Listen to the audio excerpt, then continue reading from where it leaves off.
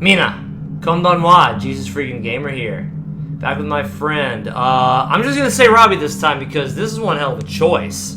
This is like, holy shit. I mean, like, literally. So you wanna kill people? You gonna kill the NPCs? Is that a good answer? You're gonna kill the NPCs anyway, aren't you? Actually, that's a good question. In this game, another thing that I'm trying not to learn.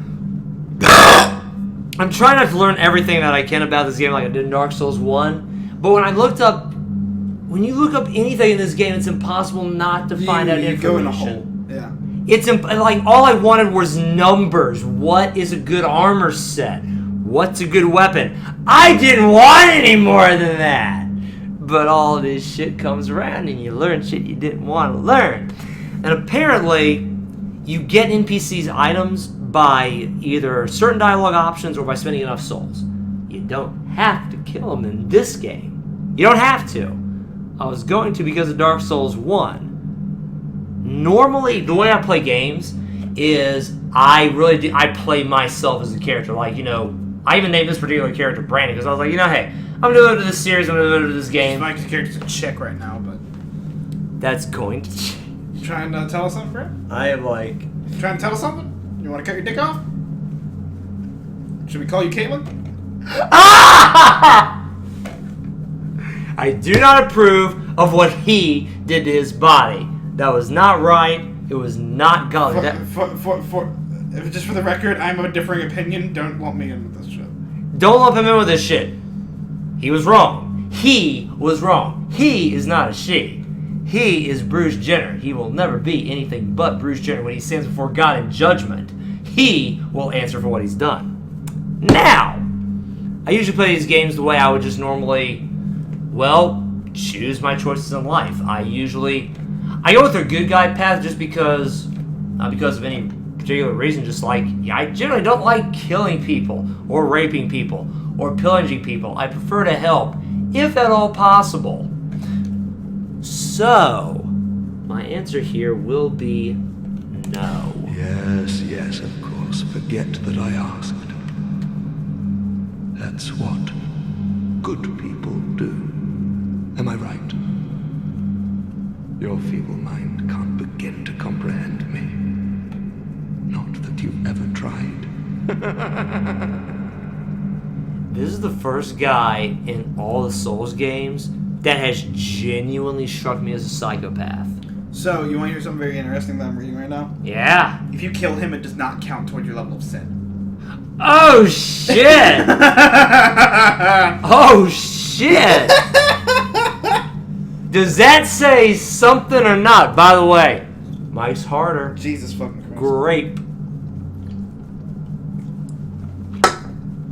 Some good shit. Like all the other guys, they're a little crazy. They're a little off. They're kind of losing it. He's a fucking psychopath. They're hollowing out. This guy's mind is fine. He has no problem killing people. Since I've chosen this path, would you please elucidate upon the point you were making off camera about this guy? He has two personalities? No, I did that on camera. Oh, was that on camera? Yes. Oh, okay. If I didn't, I'll sum it up just in case. Plus, even if I did, rough summary since that was the last episode. Yeah.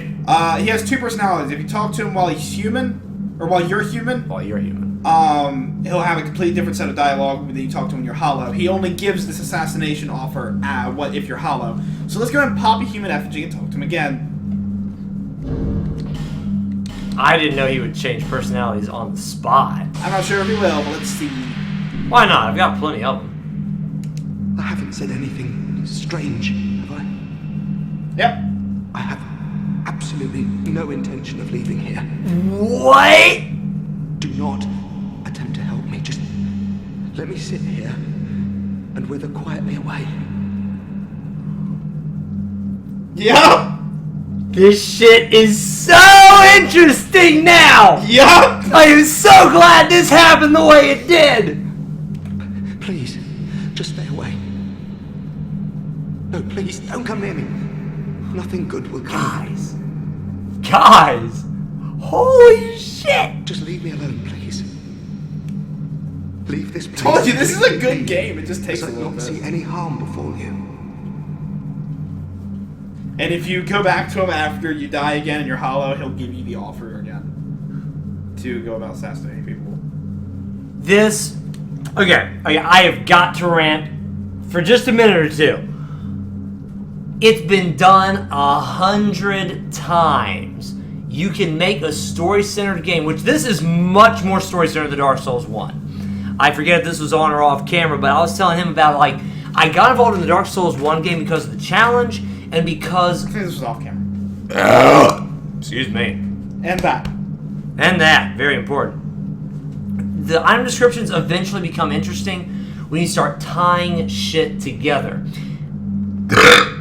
Which is a very different way from normal storytelling. Dark Souls 2, it's much more linear, and it's much more world-driven. Like, some of the storylines for the various characters, like Lucatiel that we mentioned in the last episode, are still Dark Souls 1 fucked. You have to do this very specific line of shit that you wouldn't normally know to do to get the story. Which is bullshit, I'm gonna add, because Lucatiel was one interesting character this entire goddamn game before the halfway point. But you can have interesting story, compelling characters from the very beginning, even in a single-player game. It does not have to wait for the halfway point. And so this is the thing. In Dark Souls 1, things were much more interesting, much more polished, I would say, and generally more fun up until after Ornstein and Smough. And then from there, it got shitty. Kill the bosses, kill the final boss. Kill the bosses, kill the final boss, and then the DLC was really good. Reason for that is because Dark Souls 1 was under rushed development. They developed the first half of the game, and then Bandai Namco, their publishers, said, "All right, hurry the fuck up." Yeah. And so they got rushed to the second half. Then Dark Souls 2 came, and they're like, "All right, we have a time limit. We want to make this game as good as we can. So let's start from the end, work our way back." So the last half of this is really good. That's generally a good way to do story writing. Halfway point they got to the halfway point, Bandai Namco said, "All right, hurry the fuck up." So they hurried the fuck up. The first half of this game isn't great. Dark Souls 3 came out. They're like, "All right, we gotta make this good." About halfway through development, Bandai Namco said, "Hurry the fuck up." FromSoft said, "We're giving you a successful title. Fuck you. We're doing what we want." Yes! I'm like, I was hoping for a fuck you at some point. Yes! Dark Souls 3 is great from the beginning to the end. And the DLCs are awesome. Or the DLC is, from what I've seen, the second DLC is going to be equally as awesome, if not better. Hashtag last bonfire. So, they decided to just fuck the publishers with the new one. But the first two, it was rush development. Gotcha. In the first game, the second half suffered. In this game, the first half suffered. This is the good shit.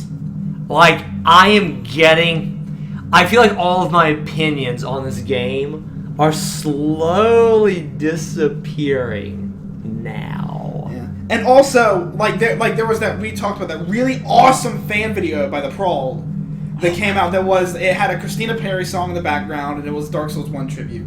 Bandai Namco had it taken down. FromSoft didn't care. Yeah. FromSoft was like, "Yo, this is cool." Invaded by Dark Seer, Twisted. Oh, that is an NPC. No, that's a human. Oh, fuck. Twisted. It's a weird name. I wonder if he's a little twisted. What do you think, Robbie? Think he might be? I know right now a lot of people are playing this game, Return to Drain Lake and all that shit. I'm getting fucking sick and tired of this. For the record, I'm getting a little sick and tired of this. I won one NPC invasion. I don't know where the fuck this guy is. From this point on, honestly, I don't care. If you want to quit out and turn off your fucking internet, I don't give a shit. I will keep that in mind. Well, for now, I'm going to pretend like, fuck him. I will. There aren't strong enemies in this area, so I'm just going to keep talking. I'm going to keep going. Please, just leave me alone. Yeah, not everything new. Please. But what was I saying before? Oh yeah. So FromSoft didn't care about the video. Yeah. Bandai Namco had it taken down. And the fans, from what I saw, I didn't look into it too terribly much, but from what I saw, the fan base said, put this video back up, or none of us are buying Dark Souls 3. And Bandai Namco bent the knee and apologized and sucked everyone's dick and let him put the video back up. Damn straight. Ow. He's being respectful, so I shall be as well. Alrighty. Let's do this. Oh, he's trying to lure you towards enemies, it looks like. Are there enemies in that direction? Hi. Wave.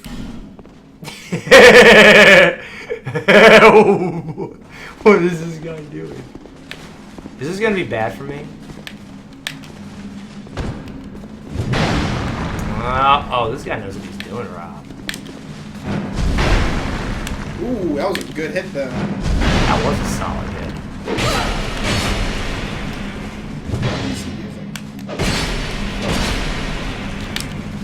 Oh, he's using Lucatiel sword. No. Oh, lag. Wait, what? Lag. Is that what happened? I'm like, I just died out of fucking nowhere. Lag. He lagged. So I got hit? Yeah, you got hit by the Pyromancy. Because the Pyromancy got delayed on your screen, so Yeah. it didn't go through on his screen and went through on normal timing to hit you. Was he by any chance apologizing at the end, or was he sarcastically saying, hey? He was probably apologizing. I'm just like, what the fuck was that? He was probably apologizing. Because I learned from In Ouroboros. Bloodborne and in Bloodborne, there's a gesture called Beg for Life. Yeah. And in Dark Souls 3, I think it's Have Mercy again. But it's a different gesture than this. Yeah. You generally do that when the game fucked up. Okay. Because I know some people are just like... Of course, there are plenty of assholes out there. So, you still want to pull that lever? If you want to, let's go and do it now. Well, let's... I was going to explore the area a little more thoroughly before I did. Is that okay? Yeah, go for it. Okay. It looks like both sides lead to the same upstairs area. Oh, look at this. Oh, that's pretty, Robbie. I like that. Oh, shit. No, wait. No. That's not the... Oh, no. Explode on me. Ah! It is an exploding one, though. Damage drop time. I wanted to see the explosion. That shit, it hurts. Oh, that's some good shit right there. La. Yeah, see, in Bloodborne, they did it a lot better than in these games. In Dark Souls, even Dark Souls 3. And all the other ones, you have to, like, unplug your Ethernet cord or some shit to get offline. In Bloodborne, every time you start the game, there's an option, go online, go offline. That's kind of nice, honestly. Yeah. It really is. Like, I remember these guys, two best friends, when they first started it up, they were like, they finally did it! They did what everyone wanted! Finally happened. Mm. I still want to see the explodey one. Nah, don't worry about it. Okay. It's just an explosion. What? Oh! Oh, look at that shit! Tell me this game isn't cool. Holy hell. Bruh. Alright, so note. Well, what? Alright, we're gonna note here, or we're gonna note some things here for a second. Okay. That dude that was downstairs, the fucking psychopath, is locked up in Aldia's Keep. Yeah. There's a giant skeleton of a dragon in Aldia's Keep. Yeah. These mirrors that can contain people are in Aldia's Keep. Aldia was up to some weird shit. To say the scholar, again, he was very, even if he wasn't the scholar of the first sin, he was very interested in the first sin. And look at that dude got stuck in the fucking mirror. Oh my gosh. Why could this game not have done this from the beginning? Because of rush development. Oh my. Hey, legitimately, do not blame FromSoft. Blame Bandai Namco. Bandai Namco, I'm glad you got the giant fuck you at the end. I'm not gonna lie. I'm legitimately glad they got that. Look at my backstab, motherfucker. No. Oh. Wait, killed him. Yeah, it worked out in my favor in the end, but... Oh my gosh. Tell me this game isn't fucking cool. Northern Ritual Band. Oh, that is... Oh, okay. Whoa. That is some fucked up shit.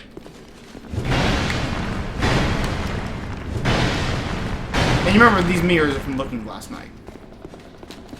Actually, that's a good point.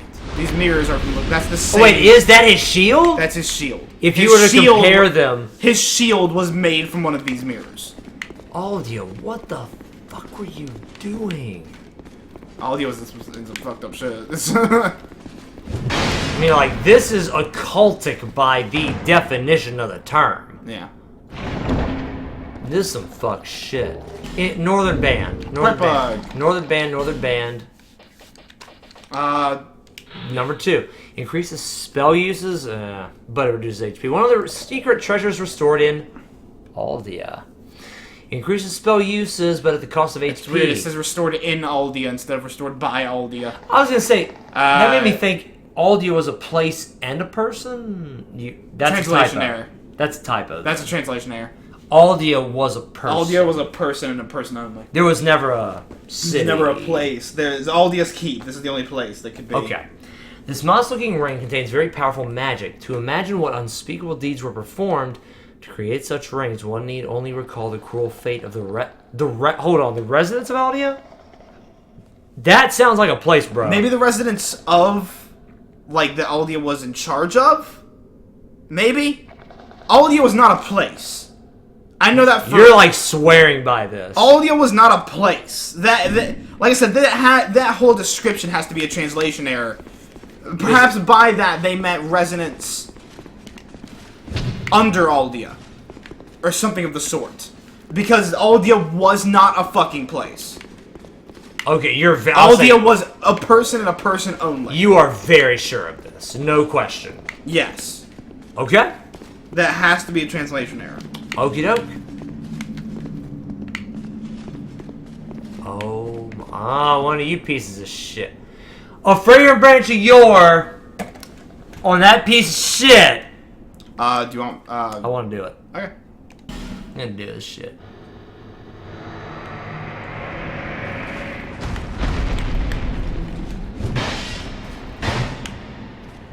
I know you're hostile as shit.